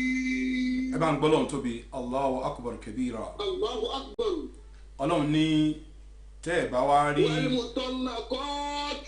tẹ́ ẹ̀ wá rí nǹkan kan tẹ́ ẹ fẹ́ ṣe ju pé kí ni ẹ fẹ́ divorce àwọn ìyàwó yín lọ náà ni èèyàn ọkùnrin tẹ́ bá fẹ́ fi wọ́n lẹ̀ náà ni tí ò sí tẹ́ ẹ̀ rí ọ̀nà tẹ́ ẹ fẹ́ gbé gbà ju pé kí ni ẹ ṣáṣe mọ́ náà ni wọ́n bá yín sọ wọ́n bá yín sọ wọ́n bá yín sọ ẹni rárá ẹ fẹ́ lọ náà ni yálà lọ́dọ̀ ọkọ ni àbíyàwó ìyàwó náà lè ṣe kòlúà ni à ń pè títóbìnrin tọ̀lá kò ní látọ̀dọ̀ ọkùnrin ṣùgbọ́n kí ni orúkọ kan náà ni méjèèjì jọ ń jẹ́ ohun tó wà ń bẹ̀ náà ni pé kí ni mi ò ṣe mọ́ máa lọ́lé yín kémi náà máa lọ́lé wa ohun tó túmọ̀ sí náà nìyẹn ọlọ́run wá ní obìnrin tá a fẹ́ kọ̀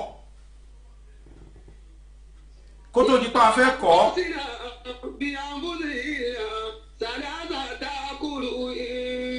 Al-Quran ní jẹ́ ká mọ̀ Sharia Islam lọ́dọ̀ àwọn exegesis of the Quran al-mufassirun àtàwọn àfẹ́sìn al-fuqaha pàtàkì jùlọ nínú àwọn mẹ́rẹ̀ẹ̀rin Imam Maliki òun ni tó wà lágbègbè tiwa ó ní kóbìnrin tó lè sọ pé kọkùnrin tó lè sọ pé òun àti obìnrin àwọn òjò lájọṣepọ̀ mọ́ àwọn fẹ́ kọra àwọn condition láti wà kí àwọn condition náà wọ́n á pera wọn lọ́tún wọ́n á pè bí ọ̀tún á pè bí òsì àwọn ẹlẹ́rìí ìjọ kìíní àná tá a sọ wípé ẹlẹ́rìí méjì láti ilé ọkọ ẹlẹ́rìí méjì láti ilé aya ọkọ ó lọ bá wọn ọ̀nkù lágbájá ẹjọ́ meeting wà tí mo fẹ́ kẹ́ bá mi dá sọ̀rọ̀ kan láàrin mi àti ìyàwó mi ní Sunday tó ń bọ̀ lọ́hùn mo fẹ́ sọ fún ilẹ̀ kẹlẹ̀ bá fi sínú schedule yìí ni a lọ sọ́dọ̀ àwọn ẹbí ìyàwó náà àwọn tó wà ń bẹ̀ ń jọ ìgì wọn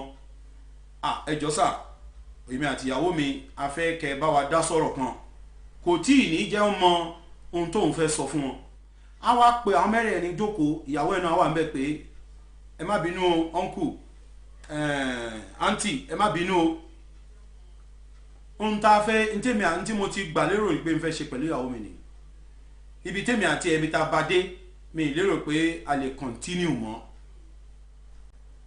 a pè wọ́n á sọ fún wọn táwọn yẹn bá wá sọ tán sọ sọ́tún ẹ má ṣe bẹ́ẹ̀ ẹ wo tàwọn ọmọ ẹ wo ti wàhálà ó mọ àwọn ẹlòmíì máa ń fẹ́ ìyàwó tó jìnnà síbi tí wọ́n ń gbé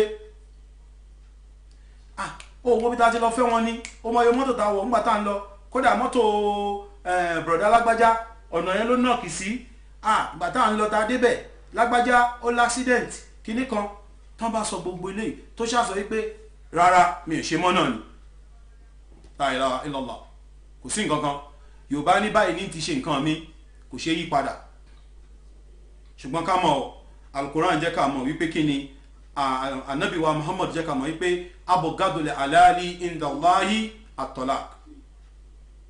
Nínú ìwà ẹ̀tọ́ téèyàn lè ṣe nínú ẹ̀sìn níwájú Ọlọ́run tọ́lọ́run bá kórìíra ẹ̀ tọ́lọ́run bá ò fẹ́ òun náà ni pé kí ni kọ́kọ àtaya sọ pé kí ni àwọn ò fẹ́ra àwọn mọ́.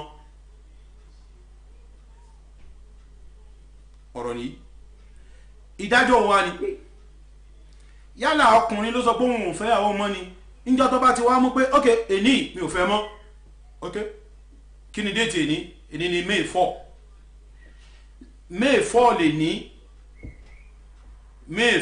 June 4 July 4 August 4 June July August ó di obìnrin yẹn ní ìgbà láàyè àti lòdì August 4 lọ́dọ̀ ọkọ June July August oṣù mẹ́ta lábẹ́ òrùlé ọkọ náà. Imam Sulaiman bá ń tẹ̀síwájú. This Quran chapter 2 verse 228.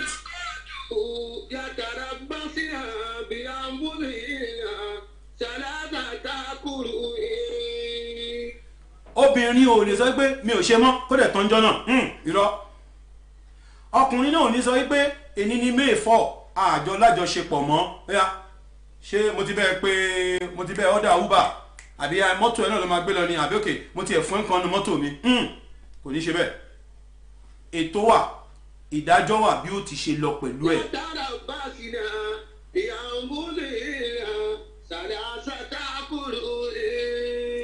Oṣù mẹ́ta obìnrin yóò ṣe àlejò mẹ́ta lọ́dọ̀ ọkọ lábẹ́ ọkọ ẹ̀. Àlejò oṣù mẹ́ta lárábìnrin yìí máa ṣe lábẹ́ ọkọ ẹ̀. Ìdájọ́ Islam ni.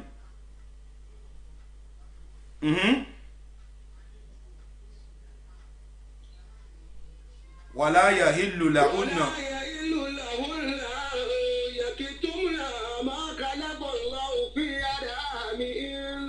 Al-Qur'an ní kò tọ́ fún obìnrin tó fẹ́ tọkọ fẹ́ kọ̀ àbí tó rò pé òun náà fẹ́ kọ́kọ́ kó kàn déédéé sọ pé wo mo ti ń lọ kò ní ṣe bẹ́ẹ̀.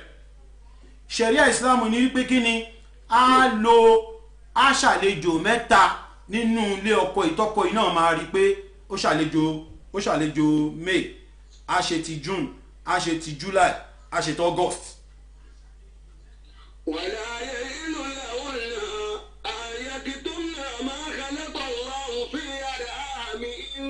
Toro ṣeé ṣe kó jẹ́ bóyá níjẹta on the 2nd àbí on the 1st wọ́n súnmọ́ra wọn nǹkan náà kàn dé lẹ́ni on the 4 kó wá lóhùn ṣe kò tí ì ní lọ. Obìnrin yóò láti dúró láti rí i pé ó ṣàlejò kínní ó ṣàlejò kejì ó ṣàlejò kẹta gẹ́gẹ́ bí ìdájọ́ obìnrin tó fẹ́ ṣe opó lẹ́yìn tọkọ ẹ̀ kú. Ìyẹn á lóṣù mẹ́rin ìjọ mẹ́wàá kó tó lè decide pé kí ni òun fẹ́ lọ fọkọ mi.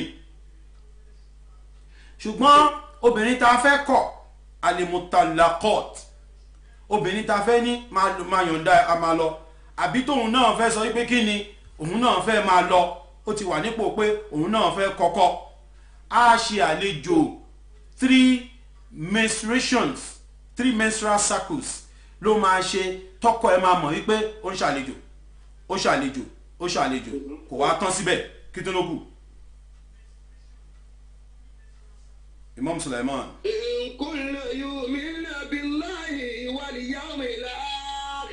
Ọlọ́run ní tó bá ṣe wípé nítòótọ́ lẹ gba Ọlọ́run gbọ́ àti ìjọ kẹyìn tẹ máa dúró wájú Ọlọ́run tọ́lọ́run máa pè yín dá sí ìṣirò.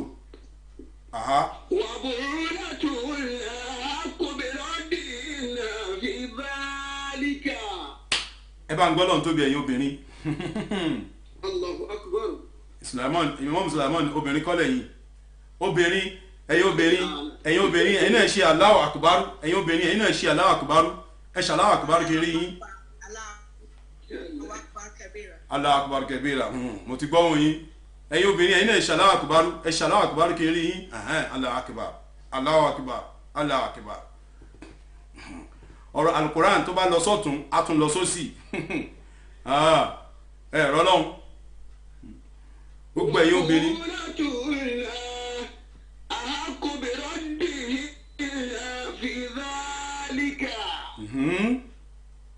mo ń gbọ́.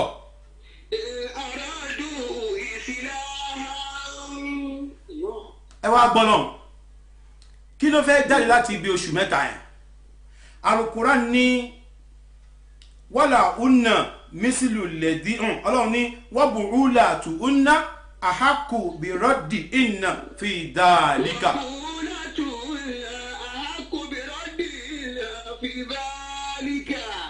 ẹ gbọ́ lọ́hùn o ọlọ́run ní jíjẹ mímu wíwọ̀ gbogbo tóbìnrin yẹn ó lò láàárín 90 days tá à ń sọ̀rọ̀ báyìí ọkùnrin yẹn ló máa yanjú ẹ̀. lọ́ndà àṣẹ̀rí Islam tí Al-Quran sọ fún wa bẹ̀ ní pé àyà yìí ń tó ń sọ bẹ̀ kóníkàlùkù náà lọ yẹ̀wò Quran chapter 2 verse 227 òun nìyí verse 227 Quran chapter 2 verse 227 jama wabuulatu unna ahaku biraddi inna la ilaha illallah.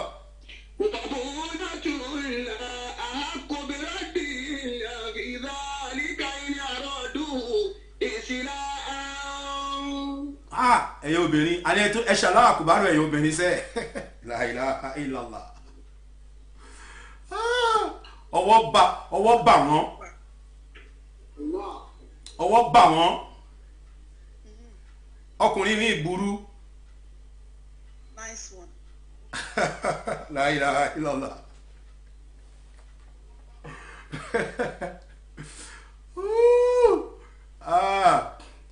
ẹ̀gbọ́n táwọn obìnrin sọ ni àwọn obìnrin sọ pé nice one nice one nice one nice one nice one ó lè di lọ́la kìtì yín náà dé o èmi kọ́ ẹ ṣáà rí pa Al-Qur'an ni èmi kọ́ mo béèrè.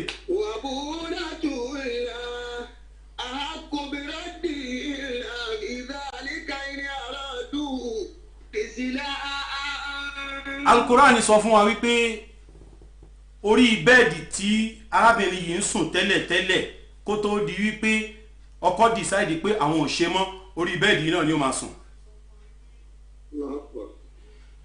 aṣọ òbora tọ́jọ́ fi ń sùn tẹ́lẹ̀tẹ́lẹ̀ dúfè tán fi ń sùn kó tó di pé wọ́n láwọn ò fẹ́ ra wọn mọ́ òun náà lọ́ ìjọba máa jọ dàborí. wọn gbọ́dọ̀ split bedroom wọn gbọ́dọ̀ split bó ṣe ń jẹun arrangement wọn lórí dining wọn gbọ́dọ̀ tó ẹpọn jọ ń wẹ̀ ní. La ilaha illallah. ogun máa jà o tó bá ṣe pé ìṣesí wọn kó tó di previous month ní February March òun ni pé wọ́n jọ ń wẹ̀ náà ni wọ́n jọ máa ń wẹ̀ ní bathroom náà ni láàrin oṣù mẹ́ta yìí náà wọ́n jọ máa wẹ̀ ni nǹkan tí ò gbọ́dọ̀ síbẹ̀ ni wípé kọ́ fọwọ́ kanra wọn abẹ́ dúfè tọ́jọ́ fẹ́ sùn yẹn náà wọn gbọ́dọ̀ kọlura wọn o tó bá lè fẹ́ lọ ṣe irun ẹ̀ owó orun ẹ̀ agbowó ẹ̀ tó bá fẹ́ ránṣọ télọ̀ agbowó ẹ̀ owó allowances nǹkan lé kò gbọ́dọ̀ sọ pé òun ò ní kó tiẹ̀ wá lọ jẹ́ ìgbà yẹn ni bàbá ìyá obìnrin yẹn tún kú. La ilaha illallah. bí ò bá fẹ́ pa màálù tó bá lóun fẹ́ pa màálù ó di dandan kó rà á. Imam Sulaiman ibi tá a máa dúró sí lálẹ́ yìí nìyí.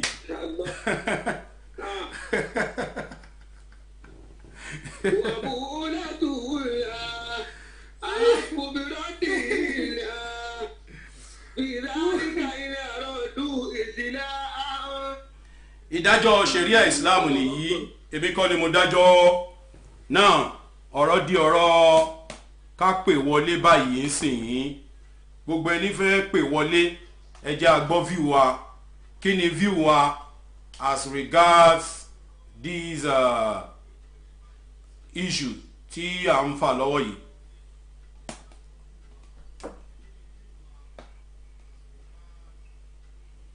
Now, kí lọ̀rọ̀ tá a fẹ́ sọ lórí ìdájọ́ afẹ́kọ̀rẹ́ ẹni? Ọlọ́run má jẹ́ á ní èdè àìyedè tó máa di pé bóyá afẹ́ ní afẹ́ kọ́ra wa, but táwọn kan bá sọ pé àwọn fẹ́ kọ́ra àwọn náà ni kò sí nǹkan fẹ́ ṣe. These are the Islamic angle about separation, the conditions tó attach mọ́ òun náà láti ṣàlàyé fúnra wa yìí. Now, hello, hello.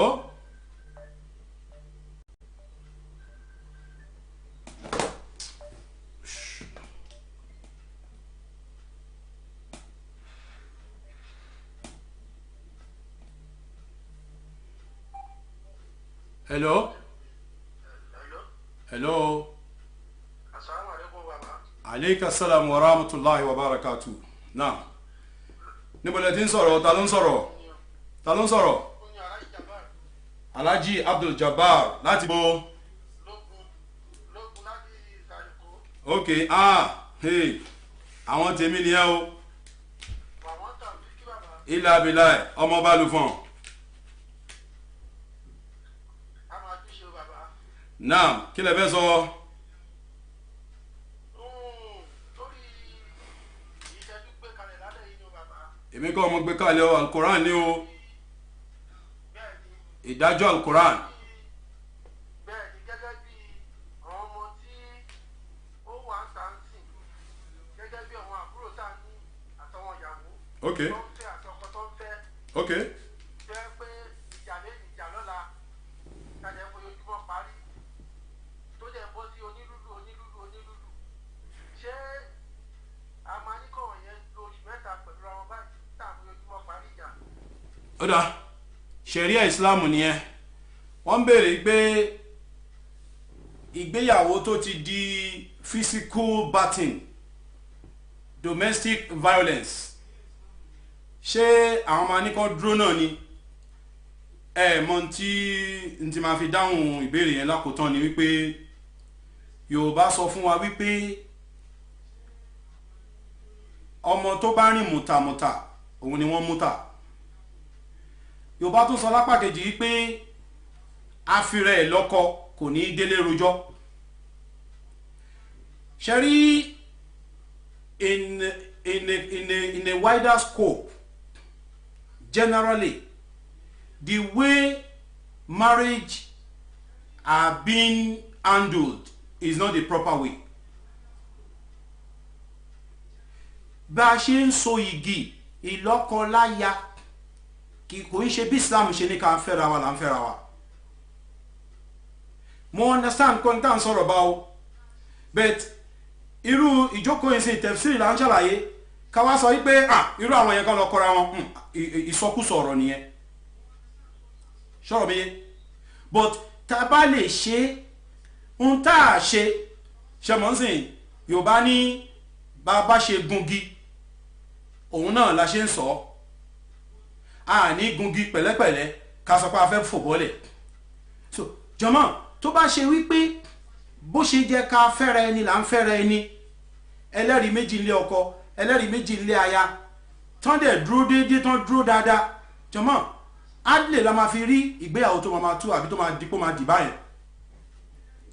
Àbí ń tànà bí wa Muhammad ní ká wò, ó ní ká wẹwà ká wọ ẹbí ká wo ṣóbìnrin yẹn ǹjẹ́ ó níṣẹ́ àbí ò níṣẹ́ tí ó ń ṣàwọn ní pákéjì, ká wá fi ẹ̀sìn ká fẹ̀sìn borí ẹ̀. Tá a bá rí ẹ̀sìn kò ní àní bára wa débi tabadé. Ohun tí Islam sọ fún wa yìí ní 1992 or so, Prince Charles àkọ́bí Queen of England, nígbà tóun àti Diana tó di pé ìjà wọn ń lọ kó tó di pé wọ́n túká, ó grant interview kan lórí The Times of London. Kí ni tó sọ ń gbà náà?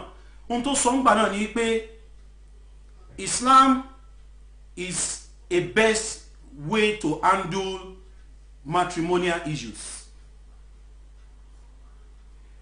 Nínú Concord ni mo ti kà ń jọ nígbà náà ní 1992. nínú Concord gbé a full page interview yẹn mi mo fẹ́ dà méjò òun ni columnist yẹn òun ló wá extract láti the Times of London in 1992. I could remember vividly. I read it even ó wà nínú archives mi ní library. Ó sọ ń bẹ̀ wípé the way tí Islam sọ wípé ká fi kọ́ra wa gbogbo ọkọ àtaya tán bá lè tẹ̀lé bẹ́ẹ̀ wọn ò ní kọ́ra wọn òótọ́ sì ni. Along that 90 days the woman will be under the security, under the provision, under the protection of that man tó fẹ́ kọ́. The only thing tí ò ní sí láàrin wọn òun náà ni pín ni the sexual relation between the husband and the wife. All other things, all other gbogbo nǹkan tó kù tọ́jọ́ ń ṣe lọ́jọ́ máa ṣe. tó bá ṣe pé òun ló ń repo sí mọ́tò ẹ̀ ó máa continue láti repo sí for that 9 months. tó bá ṣe pé òun ló máa ń san owó oorun ẹ̀ ní every week tó bá lọ sí salon òun náà ló máa ṣe. tó bá pé òun ló ra cream ẹ̀ òun ló máa rà gbogbo ohun tó ní ṣe pẹ̀lú ẹ̀ òun lọ Al-Quran sọ fún wa Imam Suleiman Al-Quran ní lọ́dọ̀ ọkọ wà lè rìjálì bu'ulati inna bí rìdátì inna ọkọ wà bu'ulatu inna ahaku bí rọ̀dì inna fi dhalika alọ́kọsẹ́ òun ló lẹ́tọ̀ọ́ àti ṣe gbogbo ìtọ́jú ẹ̀ gbogbo maintenance financial and living expenses ọrùn ọkọ ló láti wà. tó bá ṣe pé láti ibẹ̀ ìyàwó lè wò pé bẹ́ẹ̀ ìyàwó ló fẹ́ kọ́kọ́ torí pọ́kọ́ tó wá ń ṣe pẹ́pẹ́ fúru fún un àbí ọkọ dé ó kàn ra gift fún ni ó ṣeé ṣe láti ibẹ̀ kí n tá à ń sọ yìí kó tán lẹ̀ ọ̀rọ̀ tá à ń sọ yìí. ẹni tó bá fẹ́ pè wọlé àyè wà láti pè wọlé fún wa from Nigeria we can call that we can dial +44 77 35 70 75 09 òun náà ní nọ́mbà tá a máa pè tá a bá fẹ́ pè wọlé +44 77 77 35 70 75 09 òun náà ní nọ́mbà tá a bá fẹ́ pè wọlé àbí ká pè látòrí Facebook Messenger bismillah àwọn tí Al-Quran sọ fún wa ní lórí ipa afẹ́ kọ ara ẹni ẹni tó pè lánàá láti Canada tán bá lè pè padà bóyá àlàyé yẹn ti yé àbí ò tí yé àbí nǹkan míì tá fẹ́ sọ ń bẹ̀ but in nutshell gẹ́gẹ́ bí ibi tí wọ́n sọ̀rọ̀ lọ yẹn náà ẹ kì í mú lọ́bẹ̀ either of them but prevalently ọkùnrin ló máa ń sọ pé òun fẹ́ kọ ìyàwó òun ntọ́pọ̀lọpọ̀ máa ń rò nìyẹn pé ọkùnrin ló máa ń sọ pé òun fẹ́ kọ obìnrin náà nígbà láyà sọ pé òun fẹ́ kọ Islam fi àyè gbà láti sọ pé òun fẹ́ kọ kí ló lè fà tí obìnrin fi sọ pé òun fẹ́ kọ ọkọ òun ìgbàláàyè wà fóbìnrin náà láti sọ pé kí ni òun fẹ́ kọ ọkọ òun. Naam. Hello. tí obìnrin yìí bá ń tó bá wà domestically abused lọ́dọ̀ ọkọ ẹ̀ bóyá ó nà bóyá kò ṣe ẹ̀tọ́ ẹ̀ fún obìnrin yìí lè béèrè fún kólà mi ò ṣe mọ́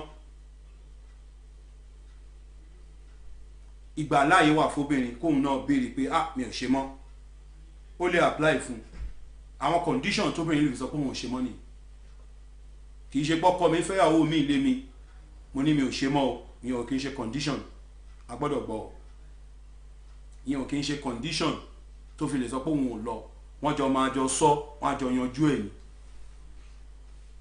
wọ́n á jọ yanjú ẹ̀ ni terms and conditions tó bá fẹ́ béèrè òun ló máa jọ béèrè lọ́wọ́ ara wọn tó máa fi jọ yanjú ẹ̀ kì í ṣe pé ọkọ mi wá lọ fẹ́yàwó mi ò fẹ́ mọ́ ìyẹn ò sínú ẹ̀. Action tó lè lead into mental disorder àbí physical abuse òun làwọn nǹkan tó lè mú wá pé ibi tá a bá dé kó ní kálukú dúró ìyàwó mi ò bímọ fún mi kì í ṣe ń ta fẹ́ fi kọ obìnrin o lọ́dọ̀ ọkùnrin náà ẹ̀bá kan ni gbogbo àlejò jókòó sọ yẹn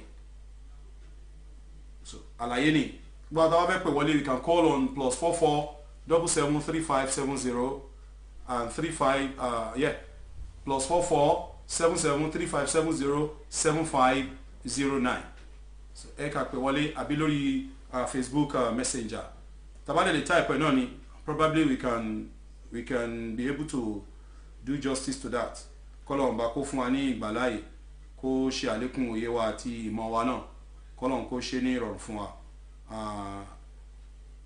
Nodwat Ramadan Tafsir òun náà ni à ń listen sí. Hello. Aleyka salaam wa rahmatullahi wa barakatuh. Ta ló ń sọ̀rọ̀ o? Bẹ́ẹ̀ni Nodwat Ramadan Tafsir. Yeah, I'm here, yeah. Tajudeen láti Nigeria. Okay. Yeah, actually, one of my very within that 3 months. Okay.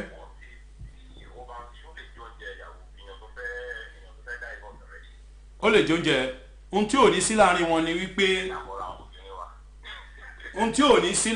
ni wípé àjọṣepọ̀ lọ́kọláya nìkan ni ò ní sí.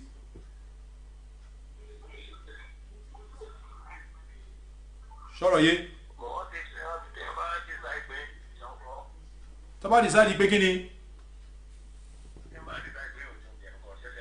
kò ṣẹ̀ṣẹ̀ ń bẹ̀ ṣùgbọ́n láti make sure pé ọmọbìnrin yẹn ó ń tọ́jú ẹ̀ gbogbo ẹ̀tọ́ ẹ̀ ó ń ṣe fún un láì jẹ́ pé kí ni wọ́n súnmọ́ra wọn.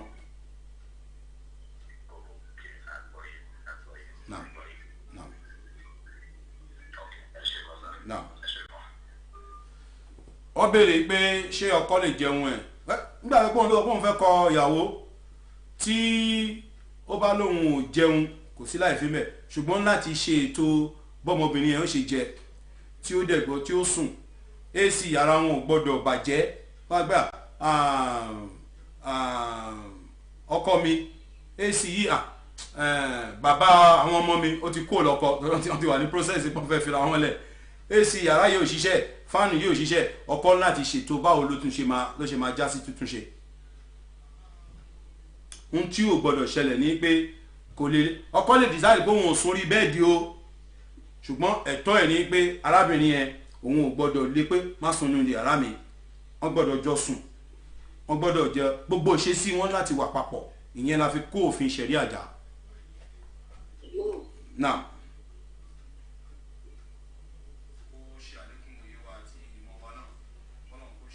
ìbéèrè látọ̀dọ̀ obìnrin àbí látọ̀dọ̀ ọkùnrin.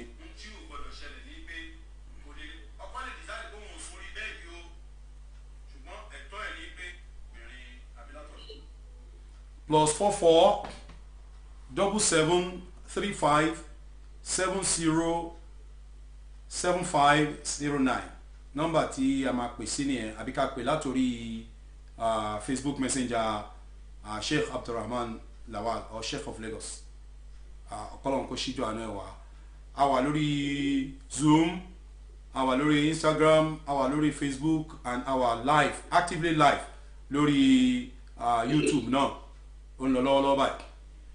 Ẹ̀yin Nàìjíríà ẹ má bínú ó dàpọ̀ ti múná láwọn apá àbí kan torí ẹni tó pè gbẹ̀yìn sí ń béèrè pé ṣé àyè wà live mo rò pé náà ó yẹ kí náà wà. La ilaha illallah. Náà ìgbàláyé wà ká béèrè nam nídàájọ́ Islam lórí afẹ́kọrẹ ẹni ọlọ́run bá jọ ẹ bá tó tẹ́wọ́ sọ́dọ̀ ọlọ́run gbogbo ilé tó ń kan lọ́wọ́ báyìí ọlọ́run bá wa bu tútù síbẹ̀ gbogbo ilé tí ò dùn ọlọ́run bá wa fi dùnú síbẹ̀ ọlọ́run má fi aya ṣe ọkọ má fi aya ṣe ọ̀tá ọkọ má fi ọkọ náà má fi dààmú aya bá wa tún àárín wọn ṣe bá wa tún tó bá bàjẹ́ láàrin lọ́kọláya ṣe bísímìláì lè ìlàfi ẹ bá tún ṣe bísímìláì rahman rahim لإيلاف قريش إيلاف إمره لا الشتاء والصيف فليعبدوا رب هذا البيت الذي أطعمهم من جوع وآمنهم من خوف. Hello, baby. Salaam alaikum, sir. Please, I want to have more knowledge about Nafla.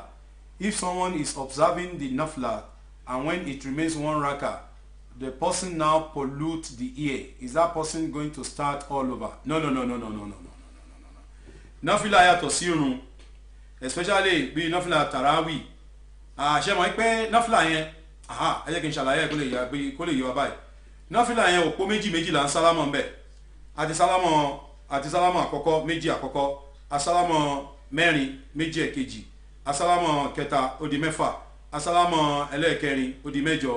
Àwa wà lórí rákà ẹlẹ́ẹ̀kẹsàn-án ìṣó wa bá ṣe wá dìde láti orí afẹ́bẹ̀rẹ̀ rákà ẹlẹ́ẹ̀kẹwàá Allahu Akbar. Ìṣó yẹn kàn ra wá ní bó ṣe ra wá adẹ́rẹ́ra gba ilé ibi tí a ti máa lọ ṣàlọ́ àlá àámú méjì yòókù àtà pé wọ́n à ń kí níjàn mọ́ ni ìta bá ń bẹ̀ ọlọ́run fún àlùbáríkà sí a kì í san gbèsè nọ́fìlà a rí pé a máa ń sọ ń gbà yín pé ẹni bá ṣẹ̀ṣẹ̀ dé kó kí ìṣàyè mẹ́rin tó pé pérépéré kó bá wa lẹ́nu aṣámú èyí tó bá ń bẹ̀ ọlọ́run fún àlùbáríkà sí so bó ti ṣe jẹ́ nìyẹn in any form of nọ́fìlà bẹ̀tẹ̀ agbẹ́ nọ́fìlà yẹn ó níye bá ti ṣe fẹ́ yàn án lápèjúwe irú sọ̀láti tẹ̀sbí náà ìgbàláyé wà bẹ̀tẹ̀ oníkálùkù ló mọ tó ń fẹ́ fi gbà lọ́dọ̀ ọlọ́run ọba òun ṣẹ̀pẹ́ nọ́fìlà tẹ̀sbí sálámà kan ló ní rákà mẹ́rin sí ni so irú yẹn sì yín kó lè bá a lè lọ lójú ń ta fẹ́ ṣe tọkàn ẹ bá gbé pé jẹ́ kí n rákà kan ní só ti wá jẹ́ kí n continue pẹ̀lú yòókù ọlọ́run ó gbà ṣùgbọ́n kò rí bẹ́ẹ̀ nínú òun nọ́fìlà iṣẹ́ àṣegbọrẹ ni ṣùgbọ́n lórí irun a wà lórí sọ̀látòlà asiri olóko mẹ́rin a wà lórí rákà ìgbẹ̀yìn àbá tí a kò ní rùkú ní sóyí kanra wa pú bí so ṣe wá yẹn gbogbo òrùn yẹn ó ti dàrú a máa tún mú wá látòkè ni eléyìí ní ìbéèrè tí mo béèrè lórí Facebook níjọ́ Friday wípé bóbìnrin bó bá di aago tó bá di bí irú èkó ń sìn tẹ́ máa túnú láago to 7 ìgbà tó wá di bí 6:45 ní àlejò obìnrin wá àlejò tó wá yẹn obìnrin yẹn ò ní àwẹ̀ ẹjọ́ yẹn o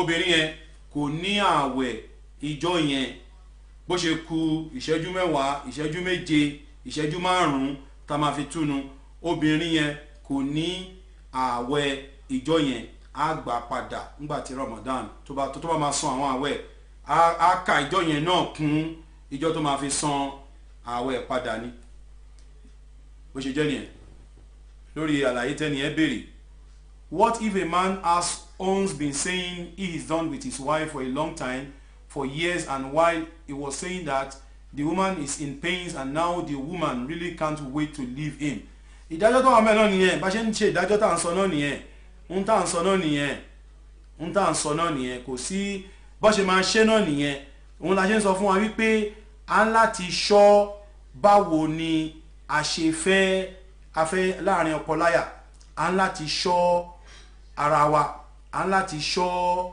ọmọlúàbí ara wa a ń láti ṣọ́ ojúṣe ara wa tí a fi ní ṣera wa tá a fi ní jẹ́ ká ríra wa nírí wípé ìbágbé ìnira là ń bára wa gbé so òun làlàyé tá à ń ṣe fúnra wa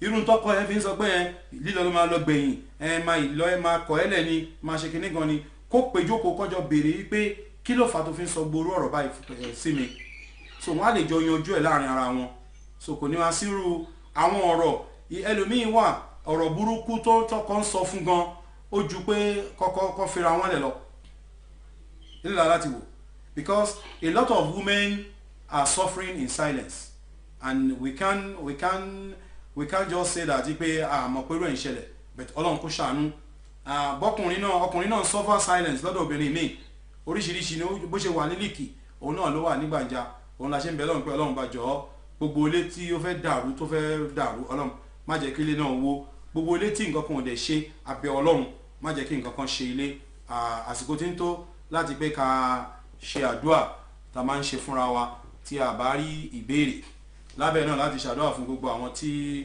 wọn tí lọ́kọ pé kọ́lọ́run bá jọ kó bá wa pèsè ọkọ àgbàríkà fún wọn gbogbo ẹni tí ò tí ì láya náà kọ́lọ́run bá jọ kó bá wa pèsè aya rí fún wọn kọ́lọ́run bá jọ kó ṣíjọ́ àánú ẹ̀ kó ṣíjú gbogbo ẹni tí ibi tọ́rọ̀ bá ti kù tó ń bá oníkálukú ní ara kọ́lọ́run bá jọ kó ṣíjọ́ àánú ẹ̀ wá ẹjá dàníyàn sọ́dọ̀ Ọlọ́run ẹjá tẹ́wọ́ ká ṣe àdúrà fúnra wa gẹ́gẹ́ bí ìṣe wa kọ́lọ́run bá jọ kó gba àdúrà wa àní nǹkan kan tí a fẹ́ ṣe gẹ́gẹ́ bá ti ṣe mọ̀ pé Ramadan àdúrà náà Al-Quran àti àdúrà náà ni òun náà la tún fẹ́ ṣe yìí náà ẹjá tẹ́wọ́ ká dàníyàn sọ́dọ̀ Ọlọ́run abẹ́ Ọlọ́run ọba tí ò sírò ẹ̀.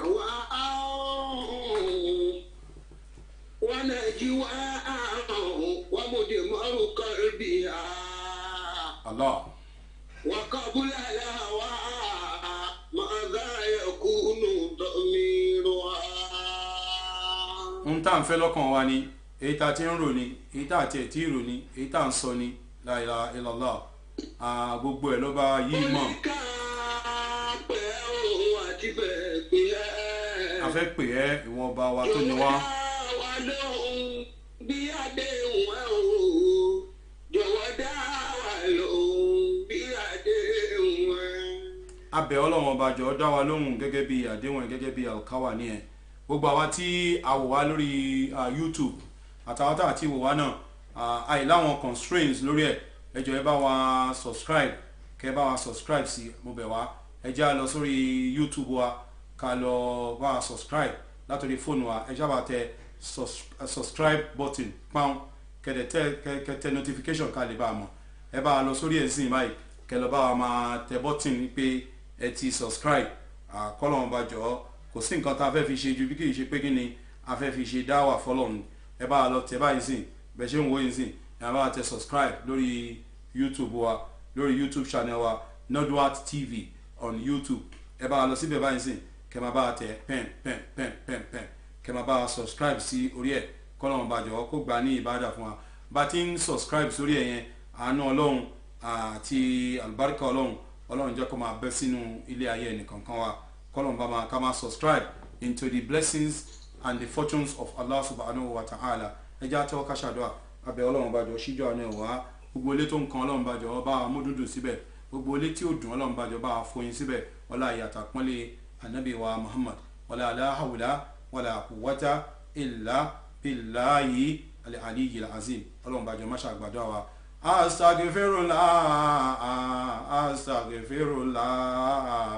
astaghfirullah la ilaha illallah muhammadu rasulullah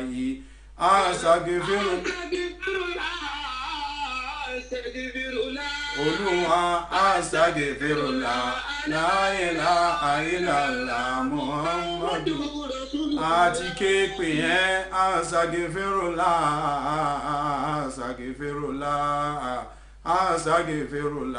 la ilaha illallah muhammadu rasulullah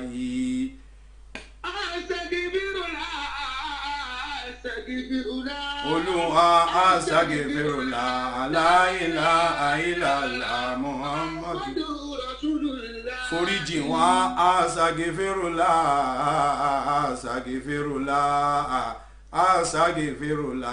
la ilaha illallah muhammadu rasulullah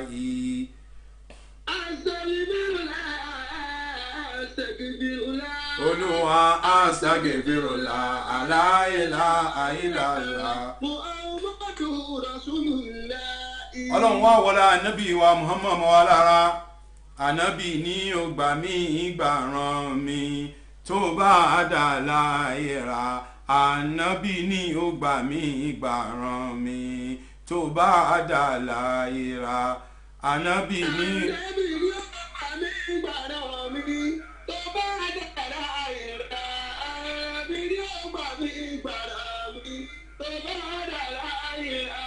Abiyamọ bọjá gbọ̀rọ̀gbọ̀rọ̀ oníṣẹ́ ńlá abiyamọ bọjá gbọ̀rọ̀gbọ̀rọ̀ oníṣẹ́ ńlá. Ọlọ́run abẹ́ gbàdúrà wa gbọ́rọ̀ wa sẹ́sọ̀ fún wa má dà wá láàmú má dágun ńlá lórí ọ̀rọ̀ ayé wa Ọlọ́run bá ṣíjọ́ àánú ẹ̀ wá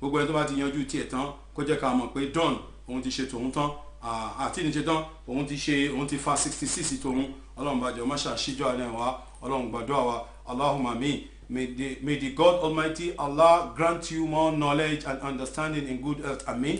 Èmi ló ń ṣàdúrà fún ẹ ṣé wọn. Amen. Amen. Done. Èèyàn méjì pé lára tó tiẹ̀ ṣe tiẹ̀ tán. Ó di mẹ́ta. Ó di mẹ́rin.